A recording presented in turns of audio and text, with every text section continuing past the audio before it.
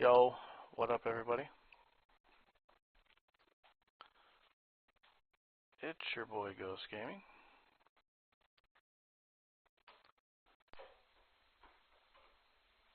And we're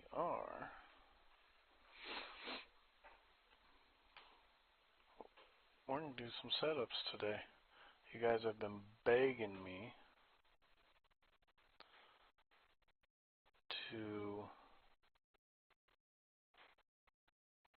for like a how-to video on setups. So, that's what we're going to do. I'm going to keep it pretty basic here in the beginning. Kind of give you guys a little bit of theory on how to do it.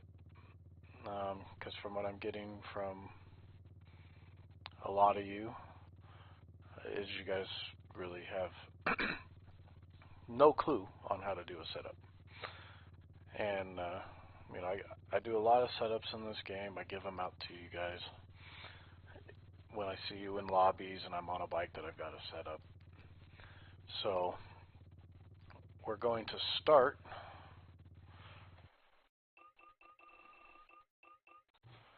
on a Cali, because that just happens to be what I'm on.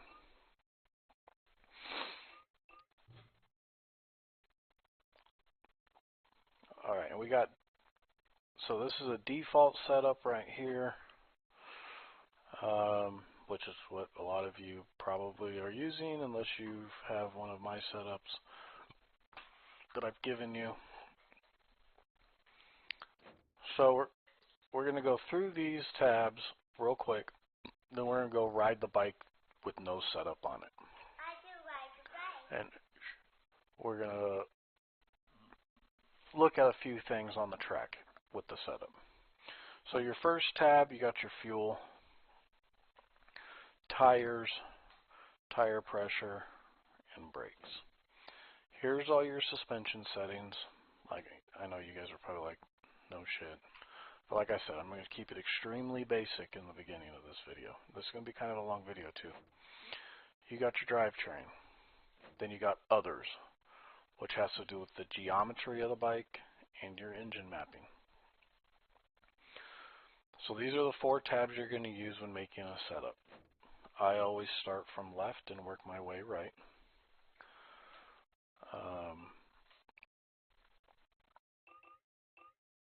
Here's your test. You know, this will tell you sag, front and rear, your race sag, which is you on the bike, static sag, which is you off the bike. To be honest, I don't ever use this. Some people that do setups, they use it. They want these numbers to be, I don't even remember, 105 and 65 or something like that, or I don't use it. So on a bike that I want to do a setup on, that I either just don't ride and I'm doing a setup for you guys because it's a bike you ride, is I always go out first and I ride the track because I want to see what the bike does without a setup. And things I'm looking for: how does it jump? How does it corner? And how does it handle the roughness? So we'll probably do like a half a lap because I've ridden this track a ton of times.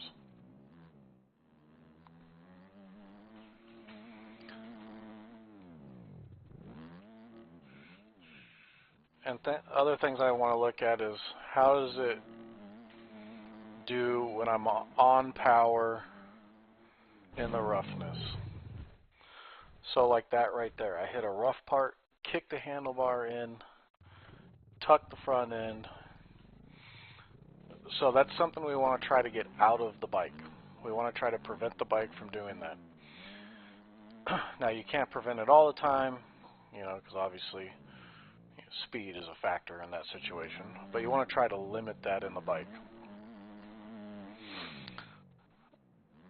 Now, to be honest, the Kawasaki feels okay, you know, out of the box. Now, you notice when I went over that bump, the front end dipped and the back of the bike came up. So that's something we want to, you know, try to level the bike out, because we don't want to go over the bars when we're getting into a corner, especially when you're racing. So one thing you don't really get on motocross tracks are whoop sections.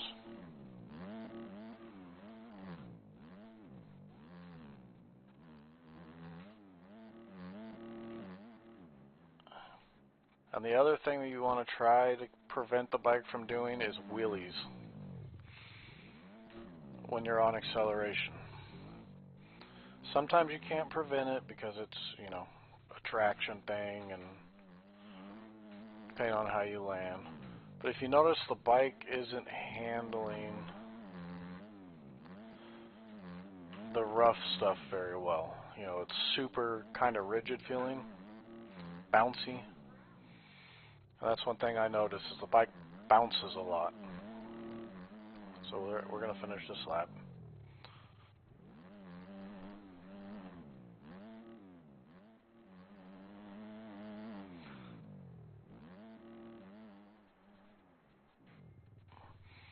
Alright, normally I can take that corner third gear wide open. Notice how the bike didn't do a whole lot when I went into that corner. So we want to change these things.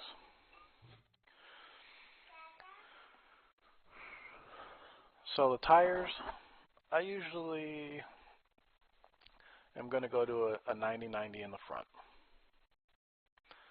I just feel like it gives the front end a little more stability. On all tracks. And when I do a setup, I do a setup on all tracks. I usually test, when I do a setup on a track, I'll usually go ride 2 other tracks and see how it does. And then I may make a tweak in those tracks and then go back to the first track I did the setup on and see how it does. So I usually go a 90-90. I leave a 110-90 in the rear. I always drop the rear to 11.6. I leave the front the same. I usually don't touch the brakes because I am a late braker. I brake really hard going into corners. Late. So I don't want it to grab super hard and send me over the bars when I'm entering a corner. So I usually leave this alone. Now suspension. The bike didn't really, from our sight lap we just did, the bike didn't really jump that good. It was rigid and stiff. What you want to keep that to a point. And there's a bunch of things you can change in here to have the bike stiff so you can handle those high-speed impacts or over-jumping, roughness, but you still want the bike to feel sort of soft and plush when you're going through the rough stuff, braking bumps, acceleration bumps, etc. So the bike did feel a little soft to me, so I'm going to go up 2 on the front spring. So that's going to make, you know, the spring in the shock is going to be stiffer. Now bump affects how quickly the fork compresses. More clicks equals softer. So when we're on motocross tracks like this one, and this is a strictly motocross outdoor setup. This setup is not going to work. Well, I mean, you can ride it on a supercross track, but you're probably not going to like how it feels. So I always up the bump. Probably put it at, I don't know, we'll put it at 13. Because that's going to make the fork compress quicker and soft. It'll make it feel softer in its stroke. Which, what, Ella? No. rebound, that's where the bike feels springy. When I come up, if you over jump something or you're in braking bumps, especially if you're on the brakes, this is what makes you go over the handlebars.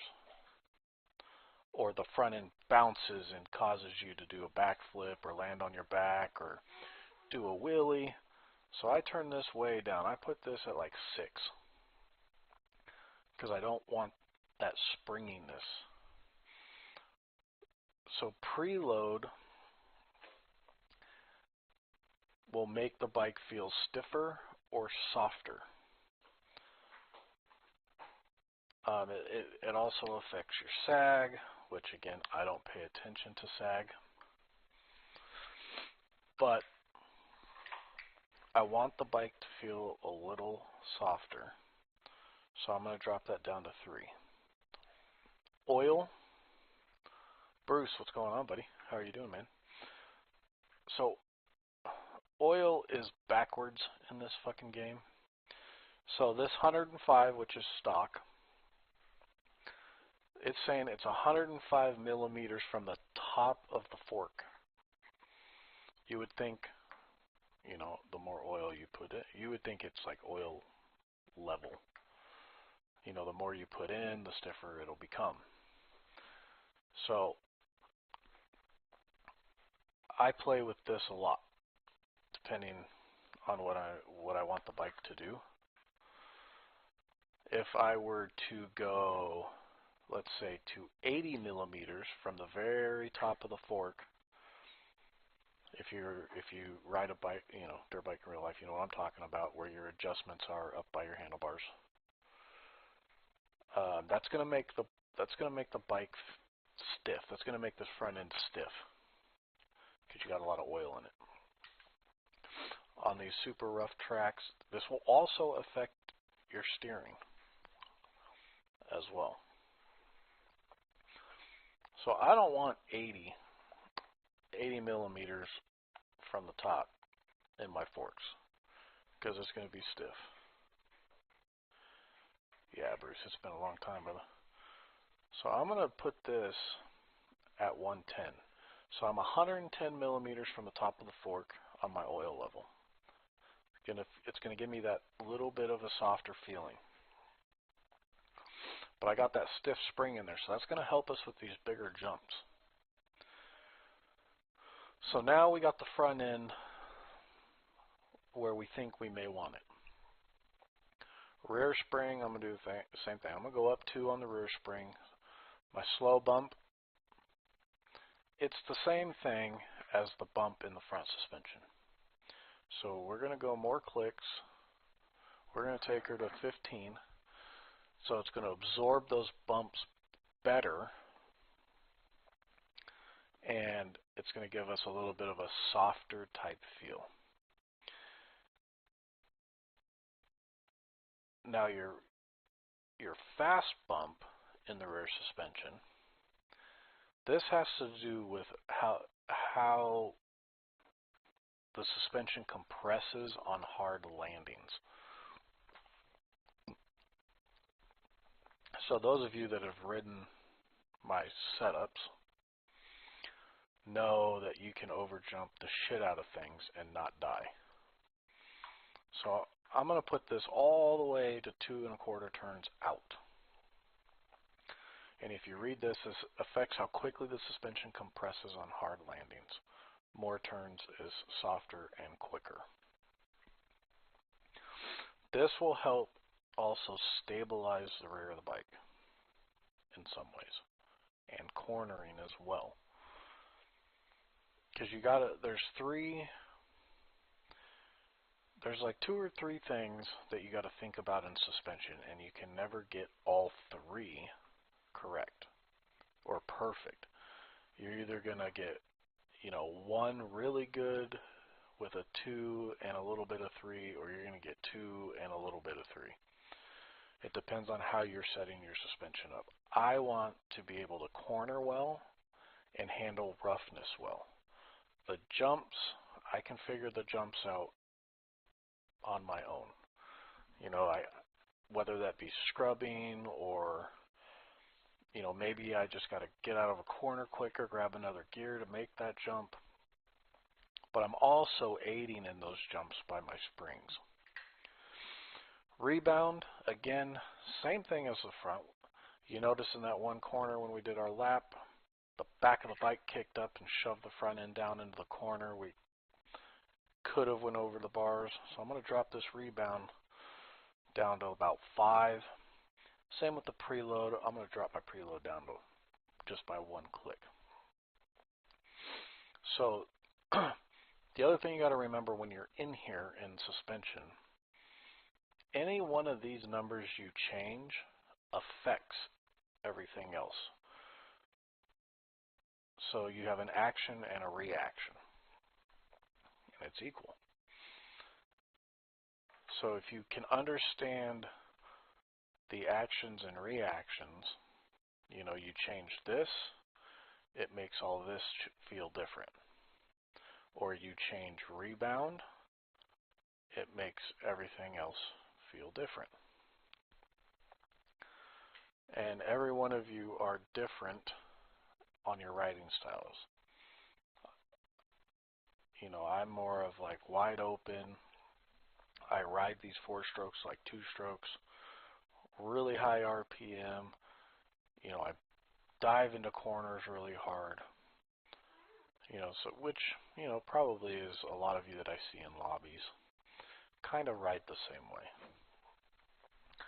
Drivetrain. Moving on. Now, I don't think they've updated. Nope. So you can't change these individually, which I wish you could. But with this configuration, a 13 front and a 15 rear, or a 50 rear, you're going to do approximately 44 miles an hour in first, 54, 64, 74, and 88. Well, out of all the tracks I've ridden on this game, you ain't ever getting to 88 miles an hour on a 250. So you can manipulate these and change them to get more low-end torque or quicker acceleration. I want faster acceleration. So we ain't doing 88 miles an hour. And these really aren't correct. I mean, probably if you were in 5th gear for like a half a mile, you eventually would get to 88. But if you're ever on a track and you're like, oh, okay, 3rd gear should be 64 miles an hour. Well, if you're looking at your little rev limiter and gear thing, if you use max HUD, well, it starts turning red, I don't know, at like 58, you know, telling you need to shift to the next gear. So we're going to move this to 81 because you're not really on most tracks, you're not going to hit 5th gear.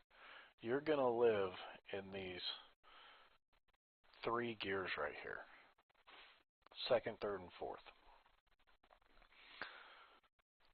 So I want acceleration. Now, I have set the suspension up for that. If you go on a soft spring here with that acceleration, you're going to pull wheelies. I already know that. So to counteract the wheelie, you put a stronger spring in it. You're still going to do wheelies, but it's not going to be a big old wheelie monster. So we're going to leave it at 1354. You could put this to 12. That's going to bring you to 75. You're going to live in 3rd, 4th, and 5th if you do this. You're probably not going to like how the bike runs. So we're going to leave it at 13 and 54. That's going to give us our acceleration. It's going to make the bike feel fast. Now we're going to get into the geometry of the bike. This particular bike, you really don't have to change a lot of things. The very first thing I change is rod length. I move that all the way out to the biggest number it allows me to go. And the rod length has to do with the progression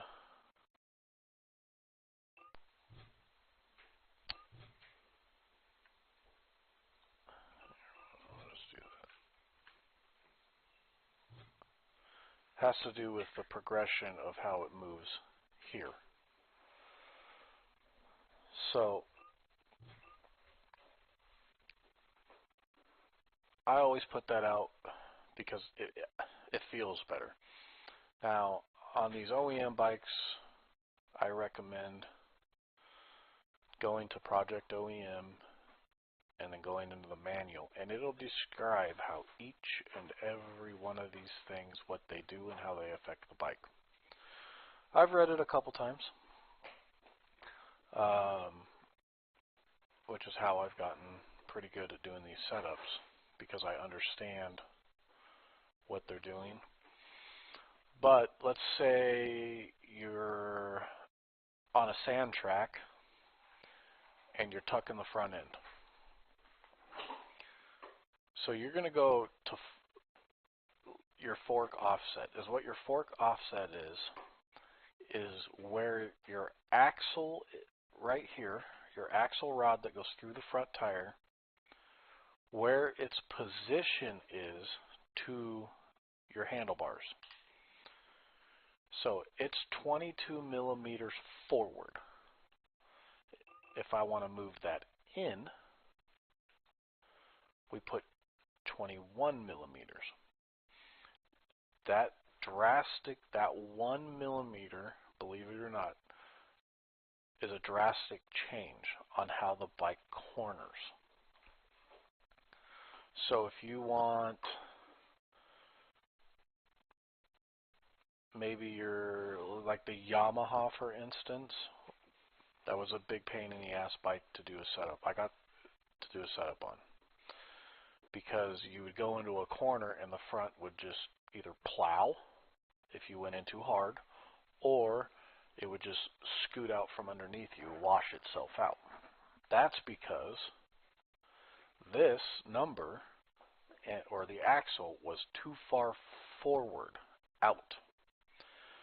So how I fixed it was I brought the axle in, closer to the bike, and then the fork height.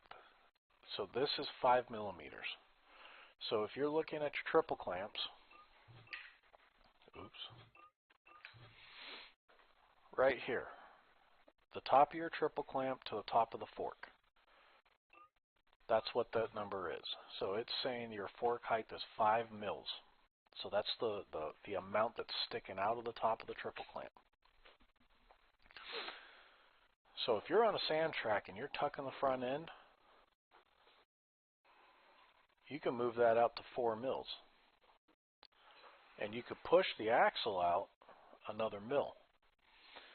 So that's going to essentially make the bike longer.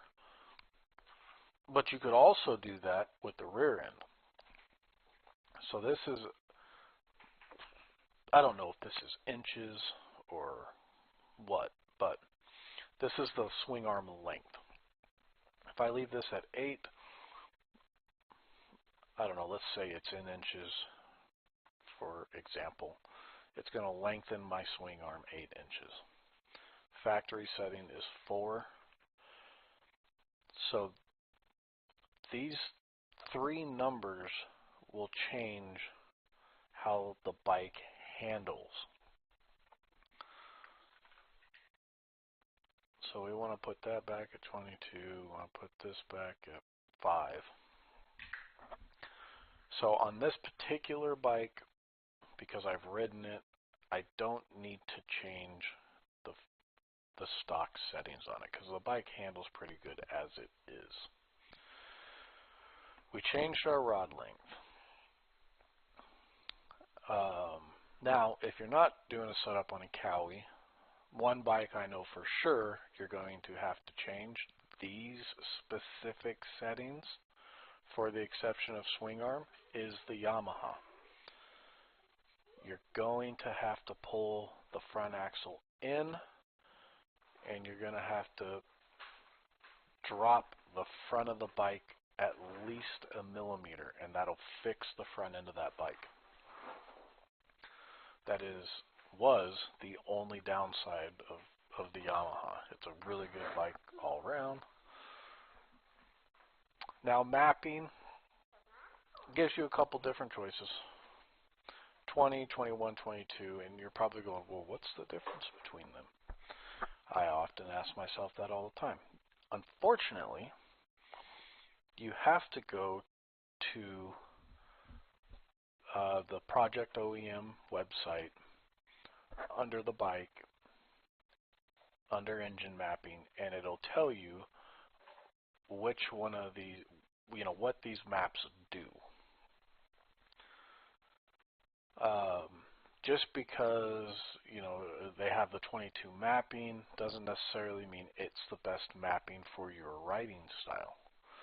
Each one of these mappings are slightly different, and they explain them very well as to what mapping. One mapping is, like the most power. You can ride it high in the RPMs. It doesn't drop off. Maybe this mapping provides maybe more of a better low to mid range, but has a drop off in the top part of the RPM. Those are all things that either you just got to go look it up and read about it, or just test it. Throw the mapping on the bike, go ride a couple laps, see how it does, see if it's something you like. What? In a minute. So we're going to go to 22 mapping. So now we got everything set up the way you want. The other thing, fuel. One thing I didn't touch on.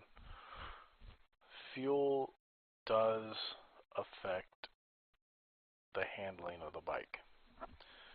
So as you do longer races and the fuel level drops, the handling of your bike changes. So I always for the most part, a lot of these lobbies aren't doing 20, 30-minute motos. So I just drop the fuel level, 1.35. A little bit less fuel in the bike, makes the bike a little bit lighter, and ideally you should be a little bit faster. So now that we're done, we're going to go ride the bike.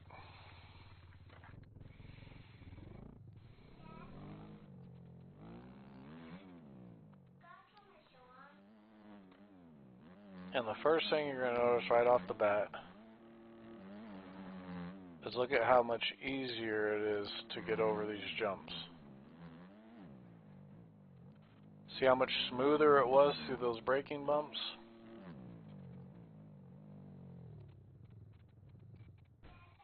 Goddamn computer. Changing shit.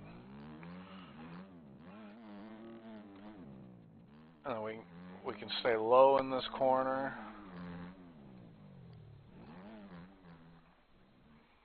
We can now enter this corner faster.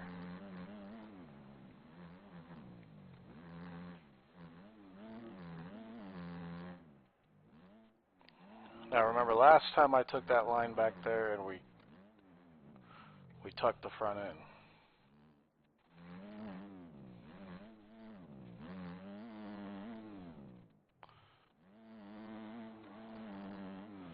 But now we're getting over the jumps a lot easier. The bike's not as bouncy.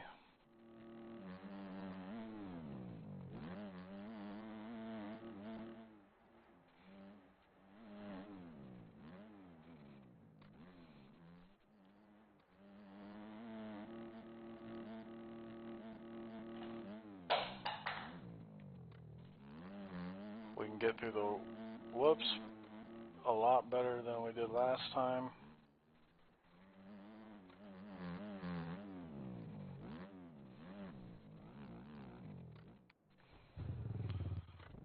That was my bad, that was a crossroad.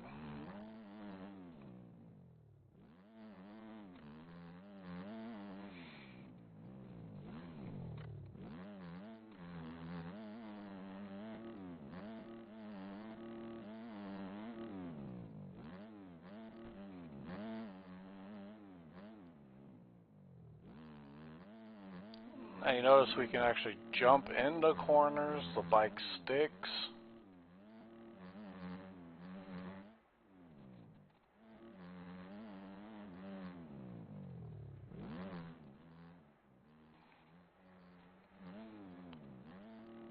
Now you notice on our test lap on default, I was in third gear going around that corner.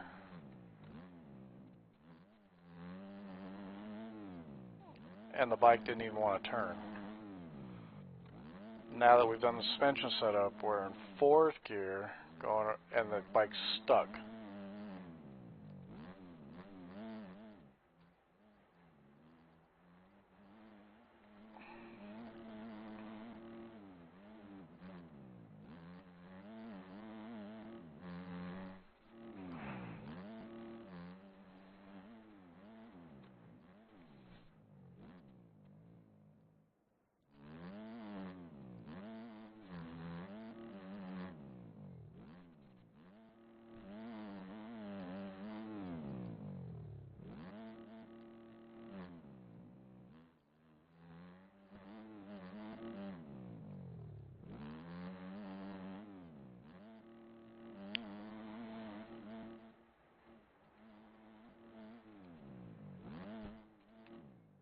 Now the problem is, when you get a really good setup on your bike to where you feel comfortable, it's easy to override some of these tracks because the bike is so much more planted to the ground.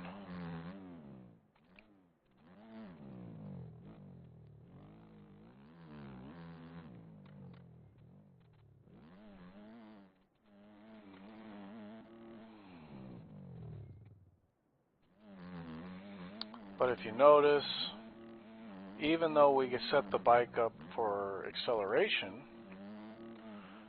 we're not pulling a lot of wheelies. The front and back end are planted.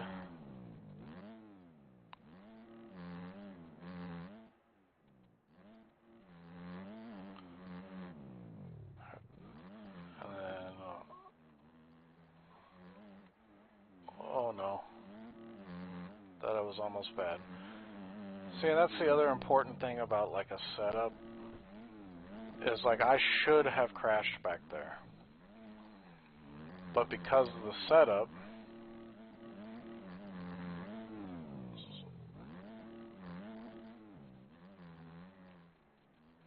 we were allowed to save it.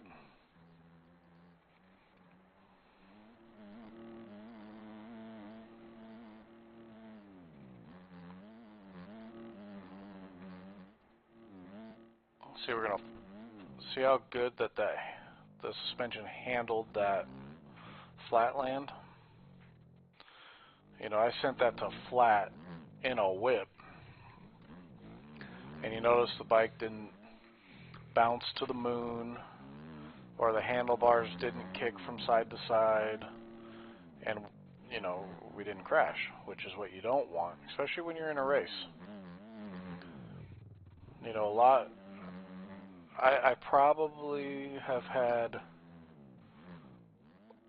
hundreds, I don't even know how many, it's a lot, you know, of people in the community, and you guys, my subscribers, wanted me to do videos on how to do a setup. You know, if you guys get stuck doing a setup, you can always reach out to me and I'll help you. But you can always refer to the Project OEM manual if you're trying to figure out what something does.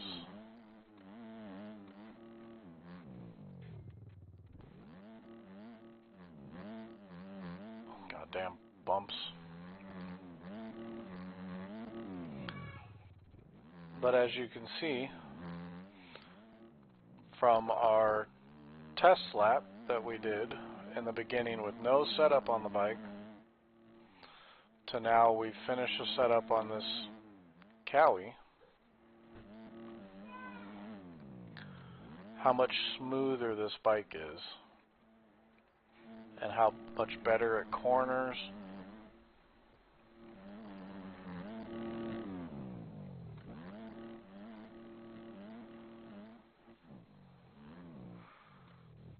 Like, we should have ate shit right there, and we did not. So that's how important these setups are.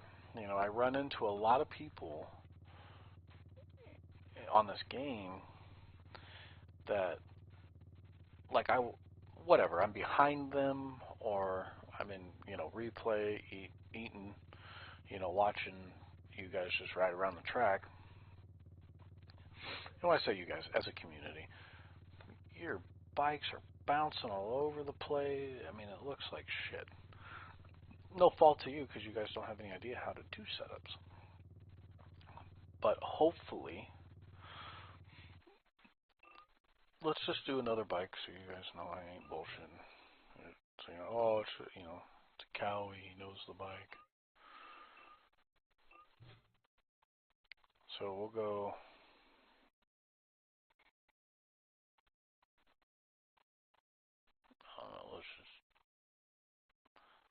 Let's use a JB track.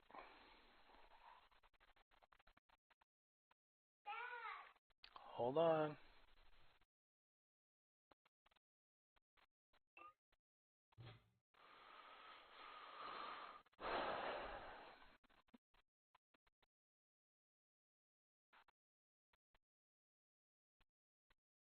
Oh, let's do the Suzuki.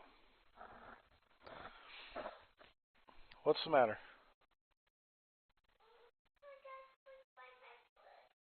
What?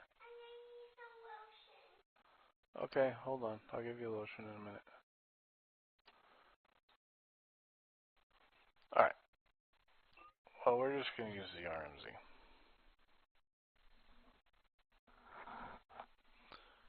I've never ridden the RMZ 250. Now, the way I do these 250 setups that you just saw me do on the Cowie, I do the same process for the 450.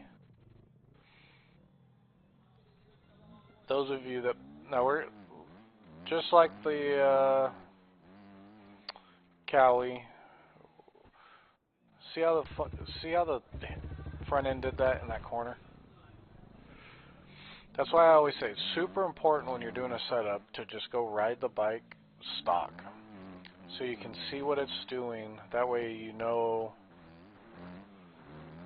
what you need to do to correct the issues that you're going to want corrected. This bike is slow. So right off the bat, this thing's bouncy. And the front end sucks.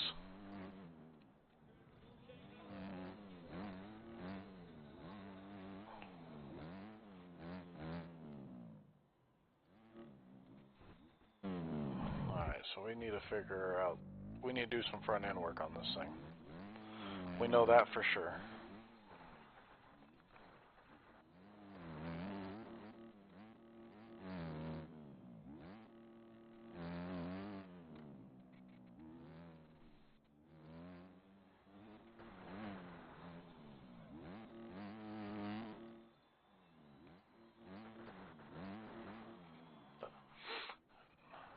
I mean, this thing is just so rigid.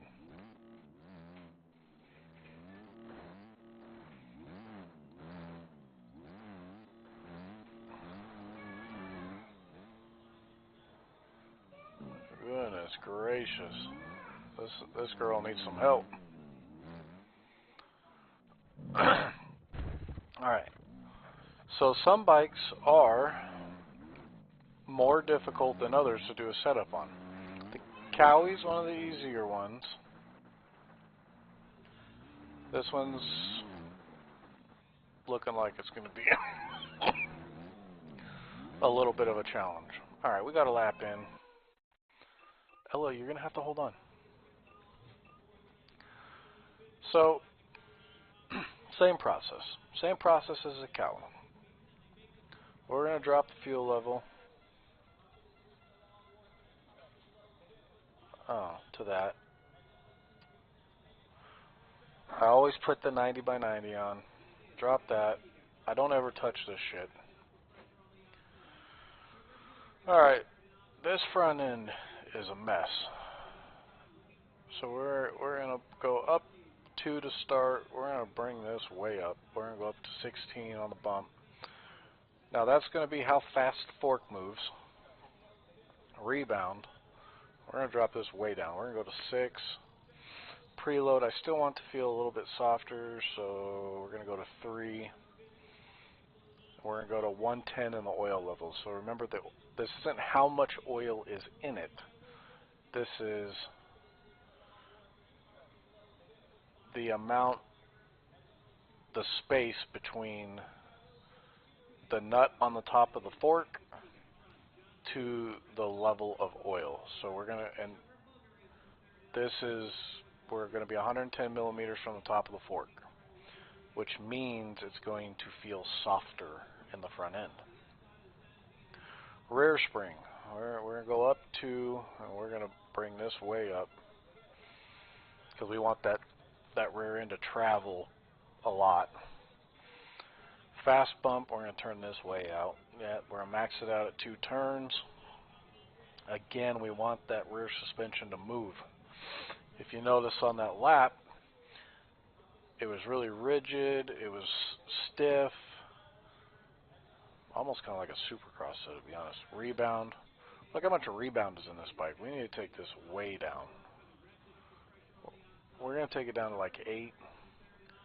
We're going to drop the preload to 2.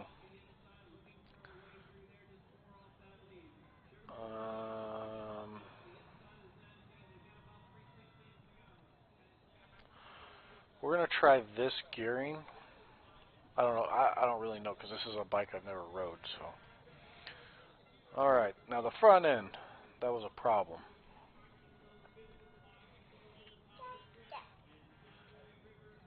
We're gonna bring, so this fork offset. Hold on, Ella. This fork offset.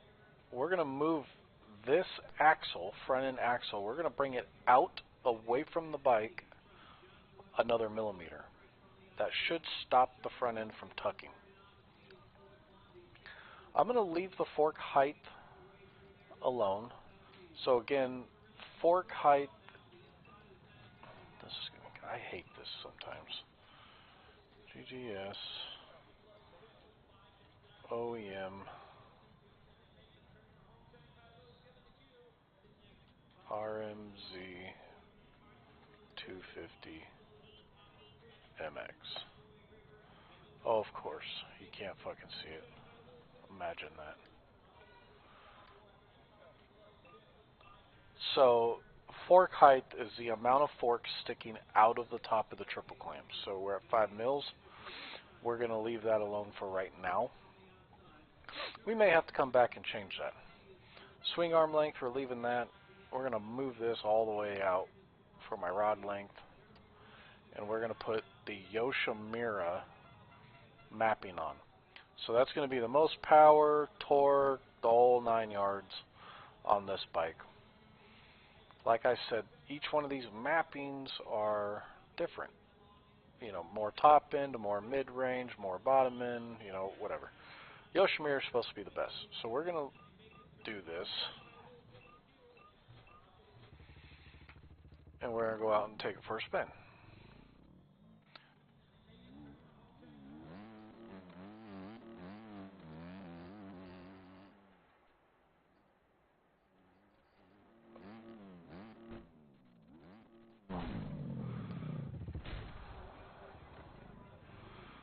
Alright, so we potentially have an issue with the back of the bike.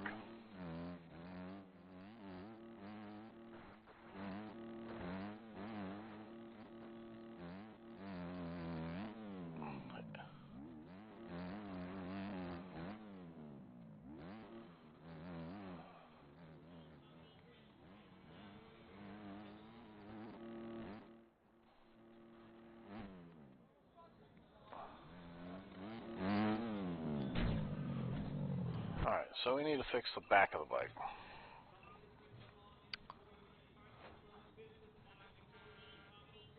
So we got way too much fucking rebound going on back there.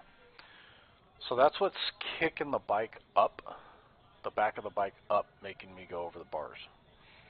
That's the first thing I go in and change is my rebound. So we're going to go back out, and hopefully that changed it.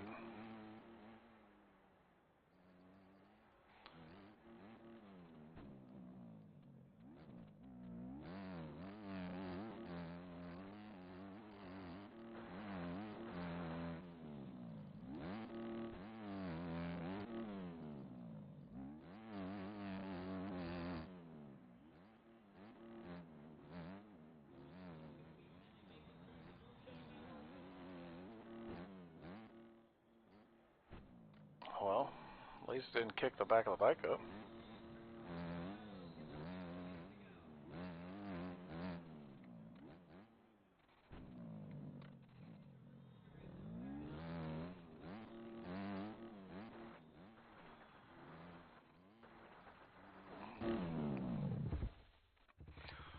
Okay, so what happened there is we got a tuck. Now that's a sandy corner.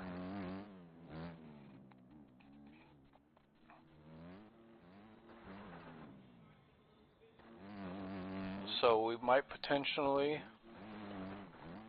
need an adjustment in the front end.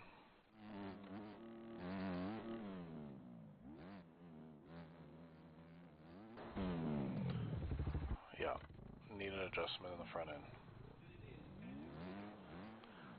Now we did make the front end better.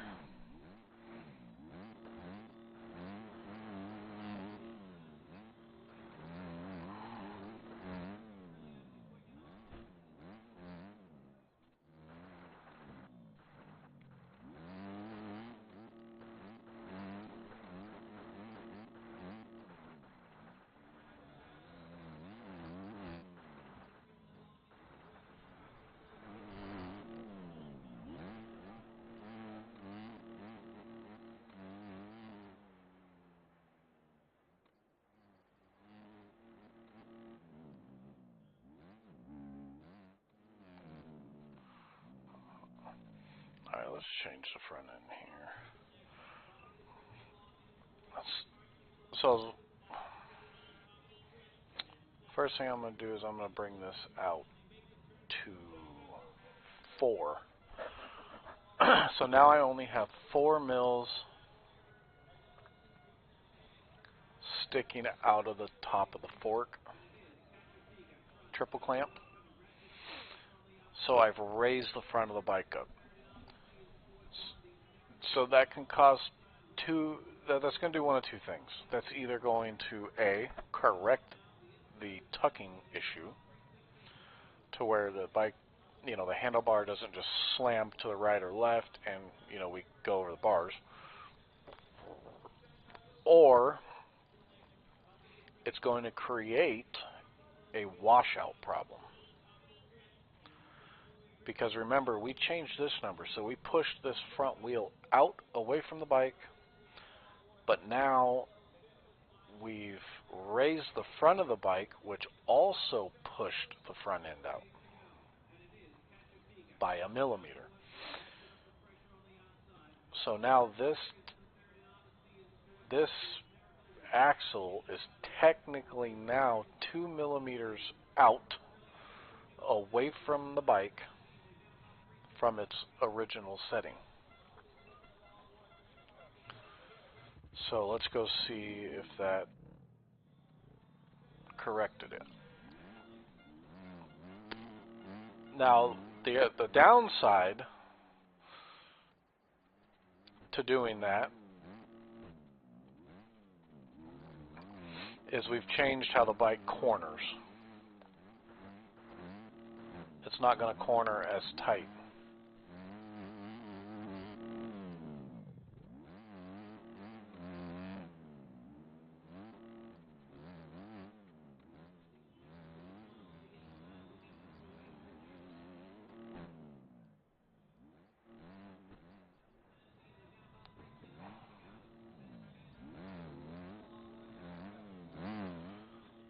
Oh, I screwed that up.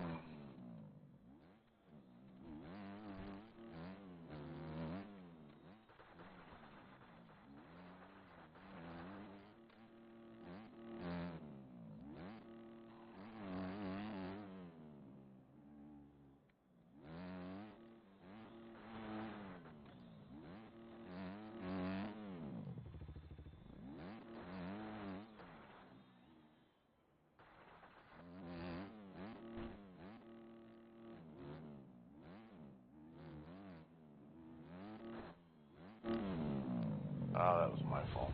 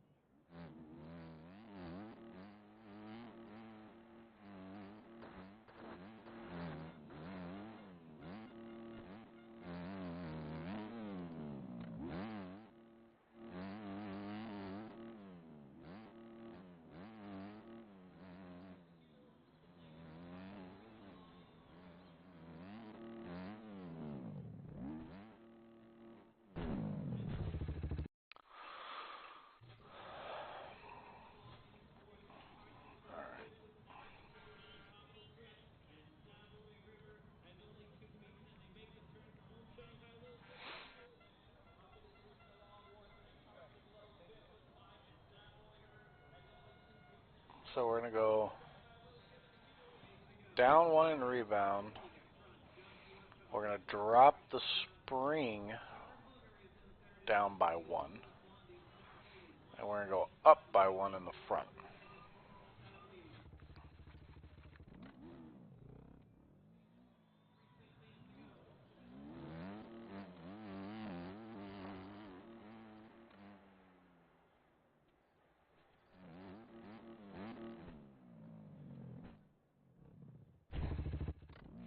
That was my fault.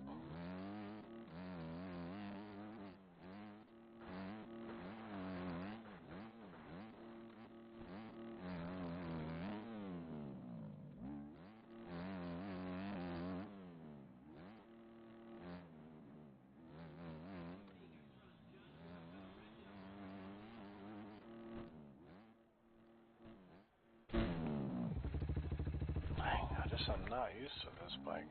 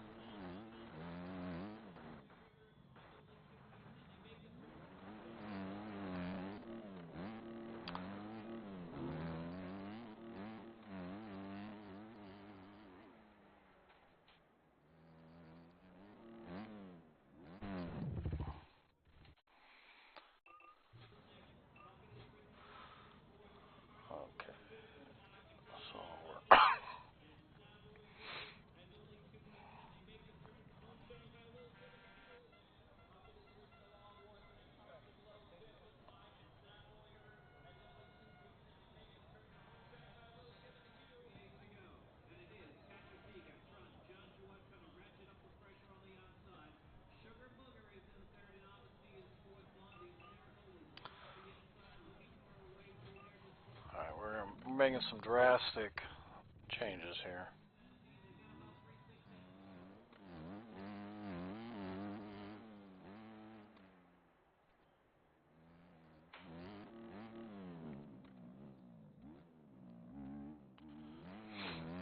There we go.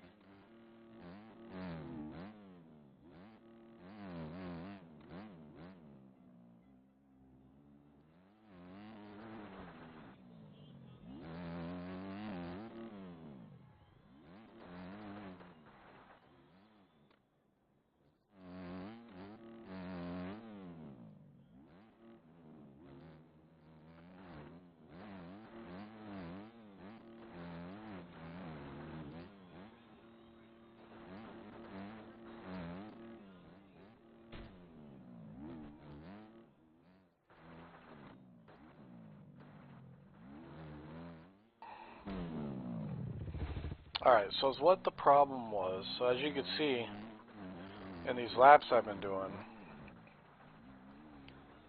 you know, the bike wouldn't track straight coming out of a corner.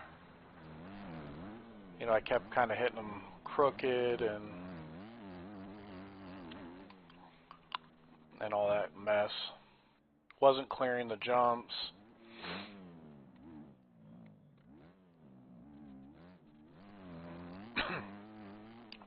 So when you have that sort of that issue, it's like this jump I wasn't even clearing.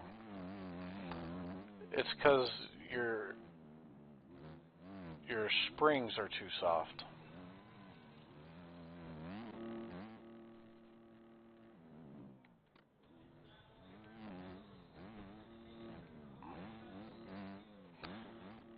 Which, I mean, I didn't know till I rode the bike. I've never ridden this bike until now.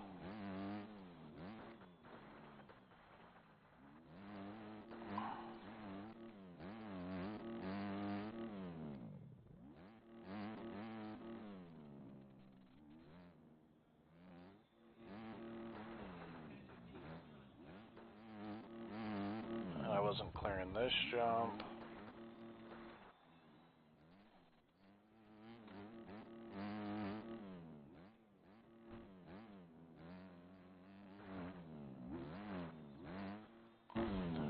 We hit a tough block.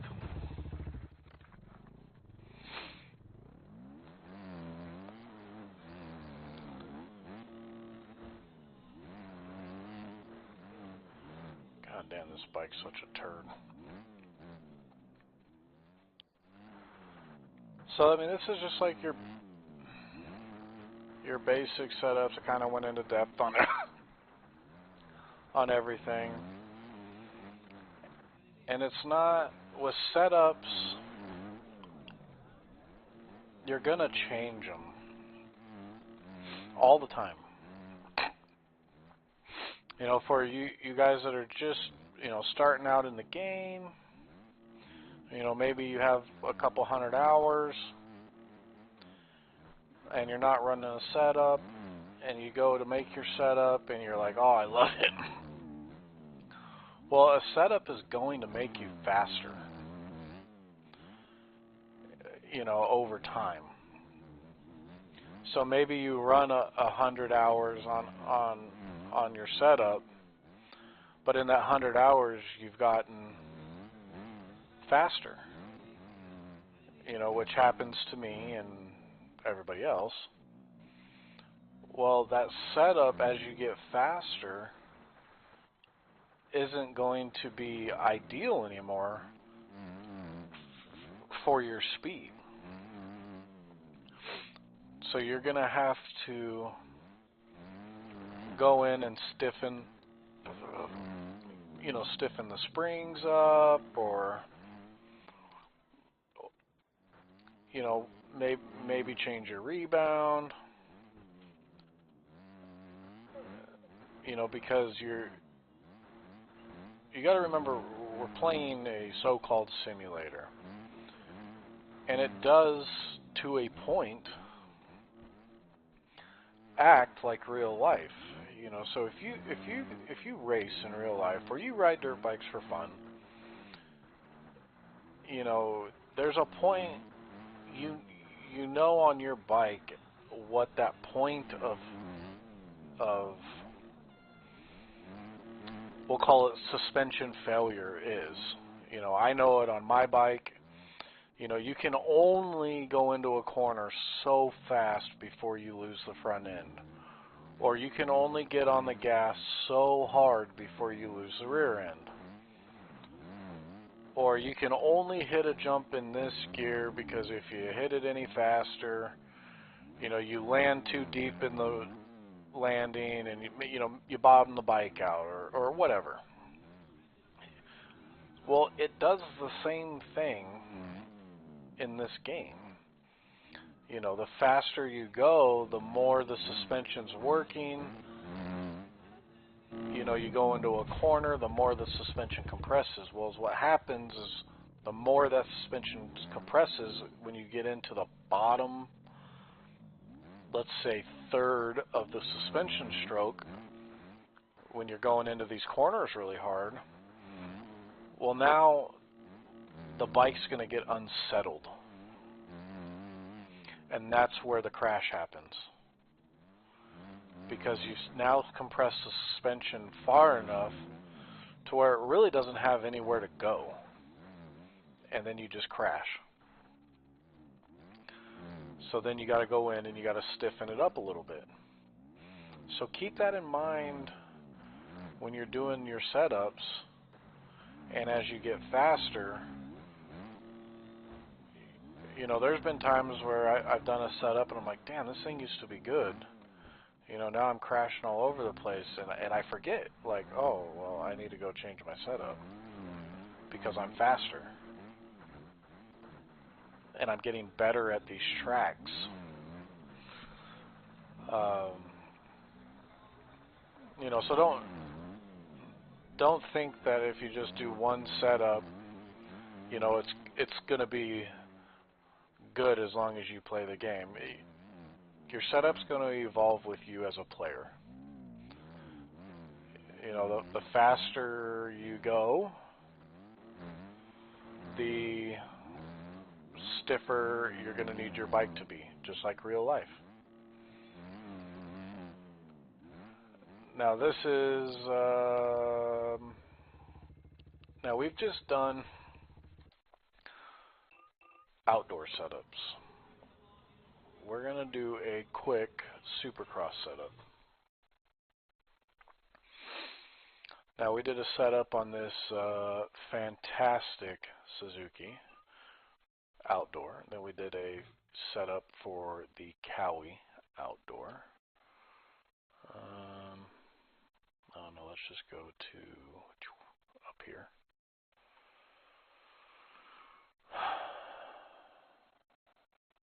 I don't even know what was a good. Was it San Francisco? I think San Francisco was a pretty decent track. I don't remember. We better change the bike though. We'll go to the Yammy Hammy.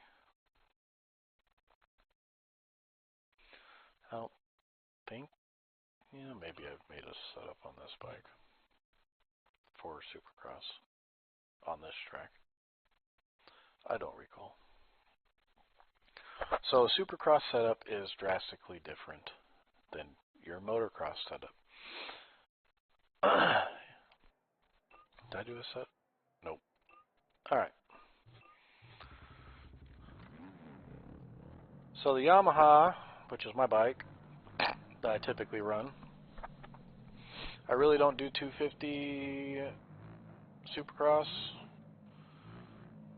I usually do a 450, so I'm probably going to suck really bad at this.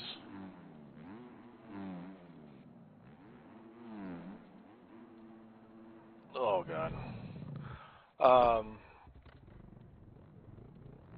but your outdoor setup, I mean, yeah, you can run it. It might work. Uh, but it's not going to handle very well. The Supercross setup is going to be usually a lot stiffer because you got whoops, you got sharp corners, your jump face transitions are really steep. So just like all the other setups, we're just going to do a lap without changing anything just to see how the bike does.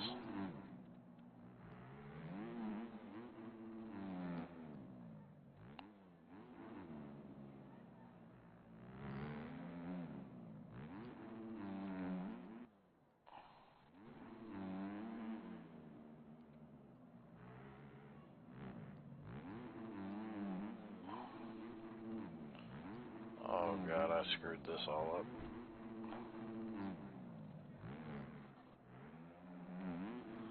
Can I get it? Barely. Oh no. Alright.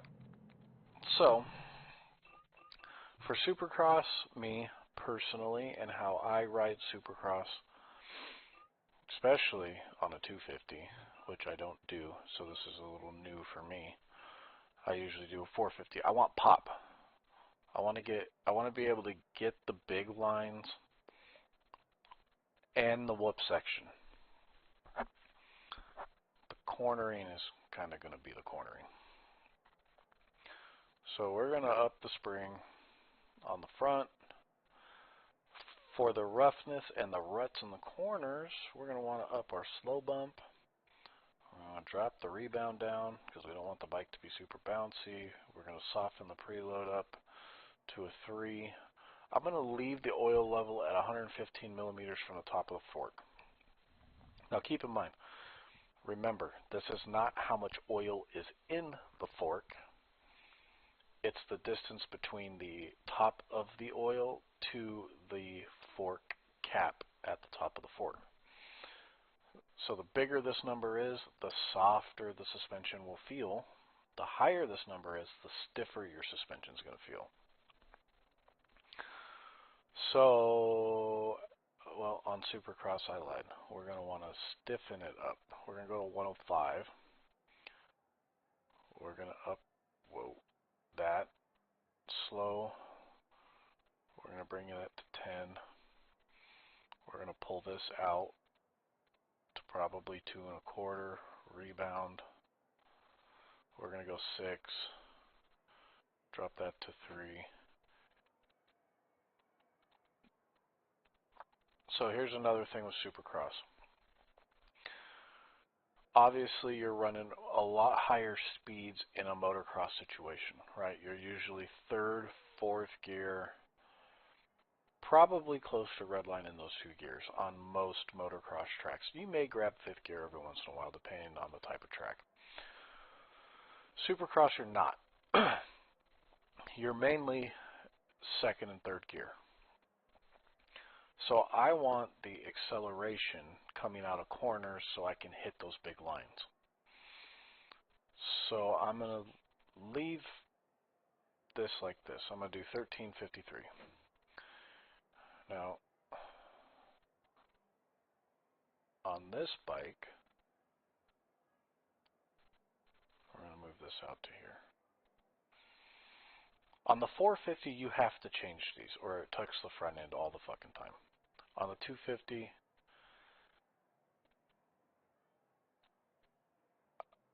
I'm going to drop the front of the bike by 1 mil.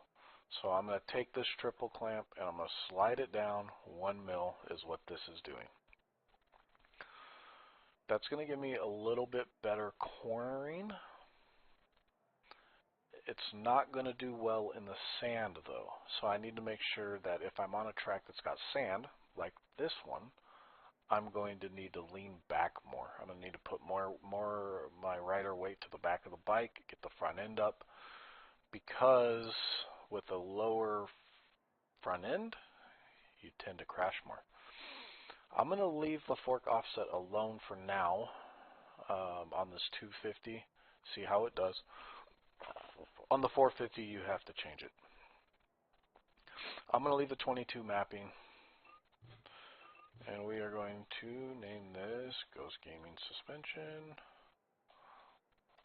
Whoops, OEM YZ250. Damn it. YZ250F.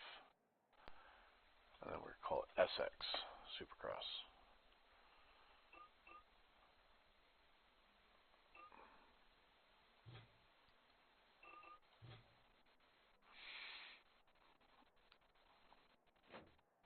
Change the fuel.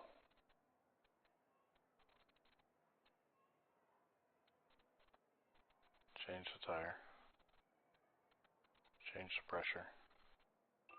Save. Right, we got all that. Alright, let's go see how this thing works.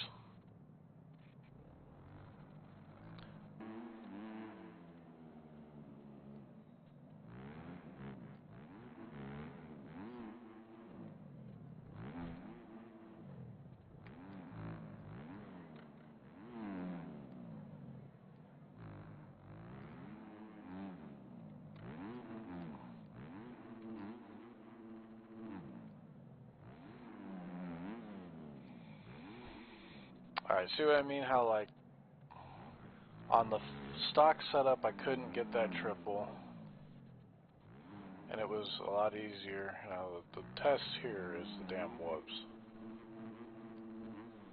So it doesn't go through the whoops super bad. I just need a better run at it.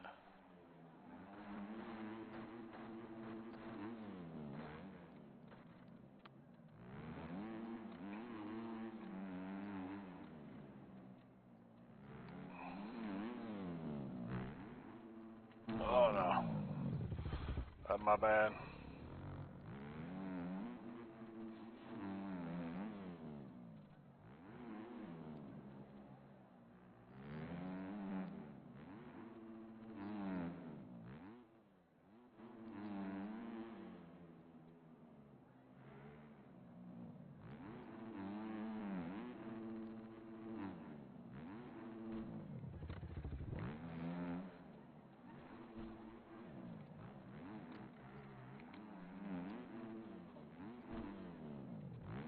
I need to get that rhythm section figured out.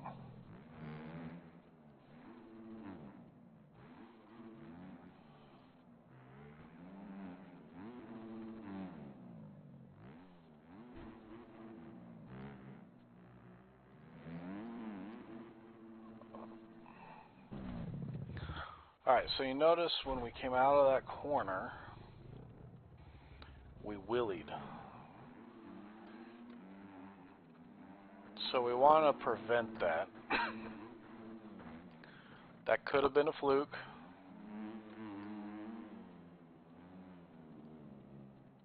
But if it continues to happen, we need to go fix it.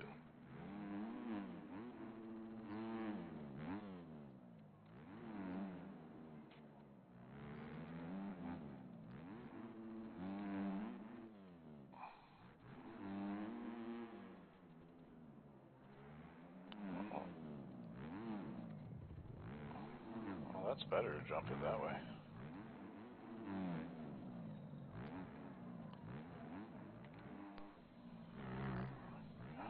Tough blocks. Of course, story of my life.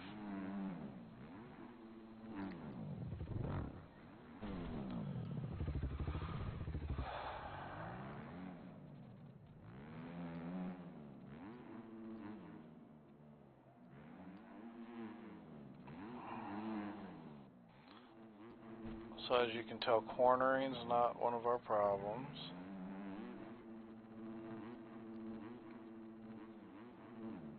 Alright, we got...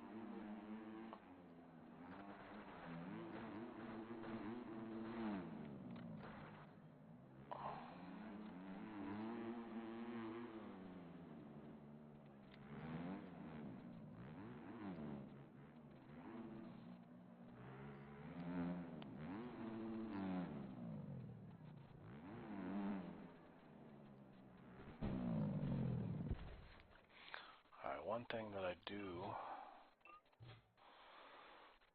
want to change is the pop.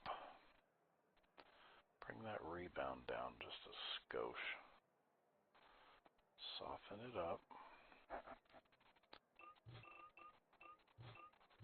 Alright.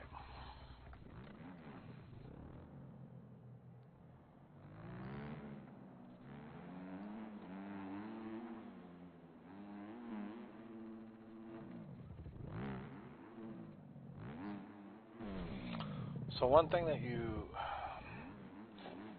want to get out of the suspension is on, like, if you land on this transition, you want to be able to pop off this thing and at least double. So when you're setting your suspension up, that's some stuff that you want to think about with Supercross, and it can be very annoying.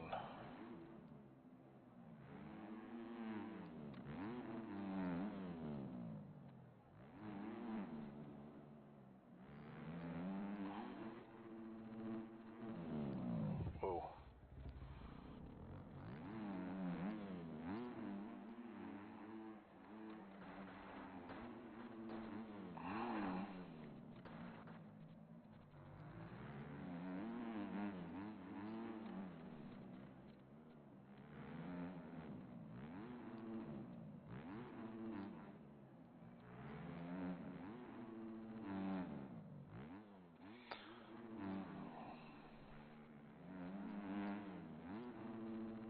You guys notice how much more pop I'm getting?